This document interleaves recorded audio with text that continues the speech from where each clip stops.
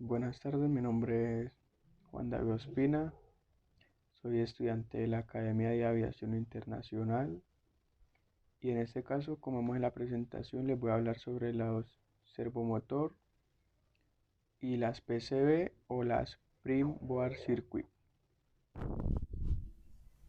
Vamos a empezar con los servomotor. Un servomotor, como vemos, es un motor eléctrico al que podemos controlarle tanto la velocidad como la posición del eje en el que gira, o también llama dirección del eje o giro del rotor. Datos importantes es que los servomotores por ahora solo giran 180 grados, aunque ya hay algunos que permiten girar los 360 grados, pero no muchos, dado que están avanzando en el proceso para crearlos que ya todos giren a 360 grados.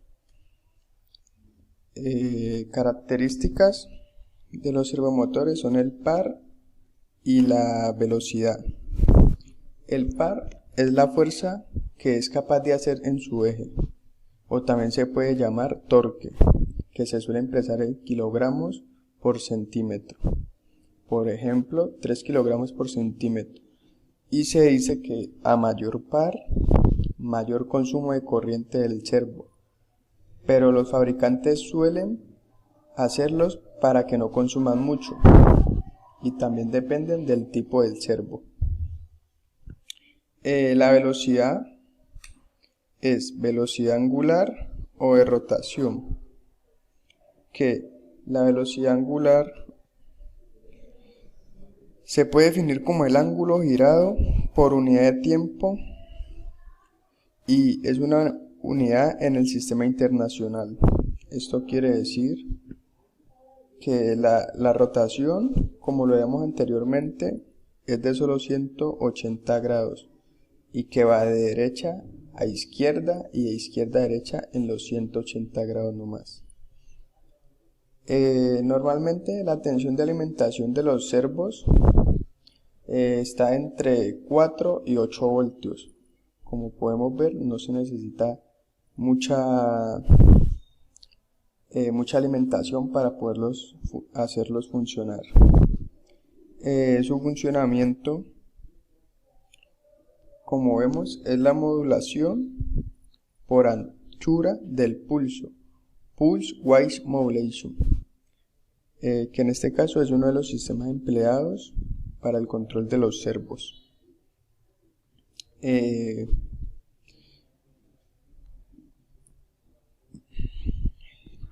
Otro dato muy importante es que un servo se mueve por pulsos en milisegundos y un servo lo podemos controlar desde nuestra PC utilizando un Arduino, que en este caso es un programa que controlaría nuestro servo, o en otras, ya viendo los sistemas en los que se utiliza un servo, son para uso industrial, como en algunos de ellos que puede ser la robótica, brazos, zoom de cámaras, puertas automáticas de un ascensor, impresoras para el control de avance, máquinas, herramientas, o en este caso en el timón de los aviones o en algunas superficies que utilizan los aviones.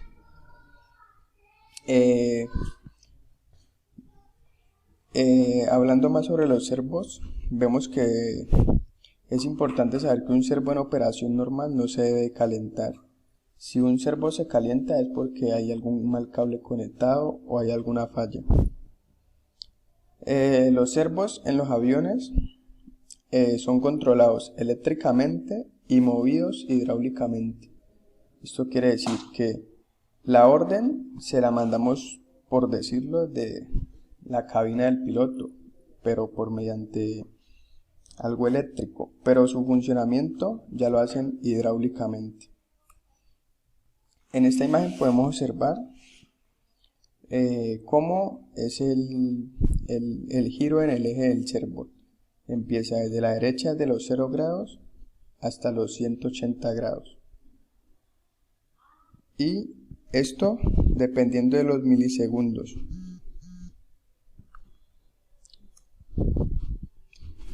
Aquí, como dije anteriormente, vemos el uso de los servos que tienen de usos. En algunas de ellos pueden ser, como lo dije, la robótica, brazos, etc. Algunas partes de los servomotores son, lo principal sería un motor eléctrico, que es el encargado en generar el movimiento a través de su eje, un sistema de regulación, un sistema de control, un potenciómetro y sus respectivos cables. La conexión de un servomotor, dato importante es que los fabricantes hacen los cables de diferentes colores, y esto con el fin de que a la hora de instalarlo o manipularlo, saber en qué lugar va para no equivocarnos. Un cable rojo para la alimentación, un cable negro para la conexión a tierra y un cable blanco que es la línea de control por la que se le envía la señal para comunicar el ángulo en el que se debe posicionar según el pulso. Este cable irá a la controladora. Los tipos de servomotor son servomotores de corriente continua, de corriente alterna, de imanes o permanentes o de motor paso a paso. Es muy importante saber qué tipo de servo vamos a utilizar.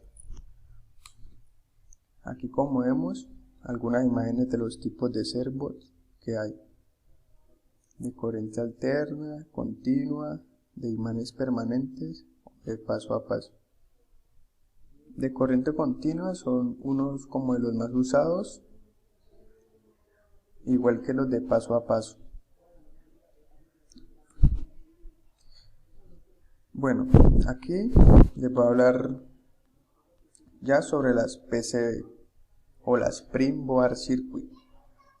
En este caso es una superficie constituida por caminos, pistas o buses de material conductor laminadas sobre una base no conductora.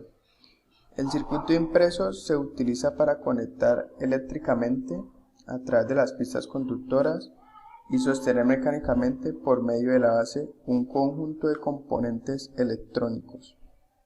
Las pistas generalmente son de cobre, mientras que la base se fabrica generalmente de resinas de fibra de vidrio reforzada, cerámica, plásticos, teflón o polímeros como la baquelita, que en este caso es el más utilizado. Aquí podemos observar diferentes tipos de PCB. Hay, como podemos ver, pequeñitas, con distintos caminos y diferentes funcionamientos. ¿De qué están hechas las PCB?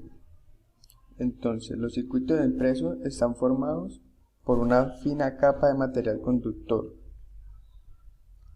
depositado o impreso sobre la superficie de una placa aislante conocida como sustrato. Los componentes electrónicos individuales se colocan sobre la superficie del sustrato y se sueldan a los circuitos de interconexión. Una placa de circuito impreso puede tener circuitos que realizan una sola función, como amplificador de señal o múltiples funciones. Todo depende cómo la diseñen en la fábrica de PCBs. Las propiedades del PCB son que esos tienen diferentes propiedades eléctricas, ya como son térmicas, físicas, que determinan su comportamiento dependiendo de la aplicación. El material del PCB lo escoge el diseñador de acuerdo a si va a sufrir de altas temperaturas o si se va a ser usado en aplicaciones de alta frecuencia, si se debe tener estabilidad dimensional. Los tipos de circuitos PCB son impresos de una cara, impresos de dos caras, multicapa sin vías enterradas o ciegas, multicapa con vías enterradas, núcleo de metal, multicapa sin vías enterradas o ciegas, o núcleo de metal multicapa enterrados ciegas. Los PCB en aviación, como aquí, más que todo las aplicaciones militares y espaciales, no solo requieren placas de circuito impreso mejoradas, sino que las compañías de aviación comercial necesitan PCB especializadas para ofrecer consistencia, rendimiento y confiabilidad. A medida que la cantidad de dispositivos electrónicos utilizados en aviones comerciales continúa creciendo, se necesitan dispositivos integrados y nuevas interfaces para mejorar la seguridad y garantizar que múltiples redes complejas funcionen juntas sin problemas. Lo que nos dice es que a partir de que la aviación va avanzando, vamos a necesitar mejores PCB, que esto quiere decir que nos generan un mayor funcionamiento a nuestra aeronave. Por otro lado, ¿cómo pueden ser las placas del circuito impreso para satisfacer la demanda de la aviación? Ellos lo que buscan es un tamaño y complejidad. ¿Qué quiere decir esto? Que sean, por decirlo así, muy pequeñas, pero con bastante rendimiento. Otro dato muy importante es el peso y el consumo de energía, ya que ellos lo que necesitan es llevar más pasajeros, carga, entonces necesitan disminuir peso y necesitan algo muy liviano. Y el consumo de energía para poder que el avión tenga bastante y suministre lo necesario. La capacidad de conectividad y redes, que todo sea ordenado para no tener ningún inconveniente a la hora de instalarlos. Y eso ya fue todo. Muchas gracias por su atención. Todos los derechos son reservados. Y aquí algunas páginas de las cuales tomé información para que no haya ningún problema. Y muchas gracias.